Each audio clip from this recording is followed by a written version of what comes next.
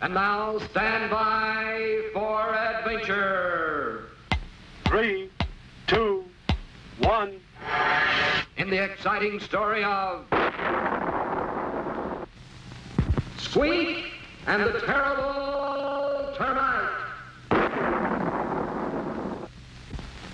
In his cave on 00 Island, Scratch awoke each morning just as the first sunbeam peeked through. He would yawn, then reach for his trusty wooden club to be sure it was ready for the day's adventures. Colonel Bleep, in his laboratory, was up early, just in time to silence that noisy bird in the wooden clock before it could finish its morning call. Because in his little dream house, Squeak would still be sound asleep in his cozy bed. This morning, however, things began in a very different way. When Scratch yawned and reached for his wooden club, it was missing. Only a few crumbs of sawdust remained. When Bleep got up to silence the cuckoo clock, something was very wrong indeed.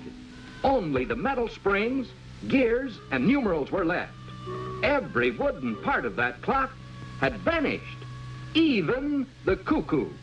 Bleep and Scratch rushed to awaken Squeak, but the little puppet's bed was empty, and Squeak himself was nowhere to be found. The only clue was a trail of unusual footprints, which Bleep recognized immediately. Only yesterday in his lab, the Colonel had seen those very same footprints, only much smaller in size. Following the tracks, he had discovered a tiny wood-eating insect called a termite. But Bleep was amazed to find that this particular termite had traces of interplanetary wood dust on its wings. Something strange was going on. Somehow, by some strange power, a tiny termite had grown overnight into a giant monster. There was no doubt. A wood-eating monster of tremendous size was on the loose. Poor Squeak, the little wooden puppet, had been captured by a giant termite, a terrible termite. The Colonel sped into action. Using atomic energy, he quickly made for Scratch a brand new club. Not of wood, but of solid lead, one of the heaviest, most malleable metals commonly used by man. Thus armed, Bleep and Scratch hurriedly followed the footprints to rescue their little friend. Suddenly, they were upon him. There was the great insect sprinkling salt on the poor wooden puppet, who lay bound on a huge platter. This was a time for quick thinking and fast action. With caveman strength, Scratch molded his heavy but malleable metal club into a statue that looked exactly like Squeak. And as the termite turned to put away the salt, Scratch quickly substituted the metal statue for the real puppet. And at the same time, Bleep charged the statue with a bolt of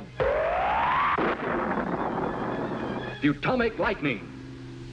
Then the terrible termite turned, and in one hungry gulp, swallowed the charged statue. With a howl of pain, the monster leaped into the sea to cool off. But the weight of that heavy metal statue pulled him down, down, 50 fathoms under.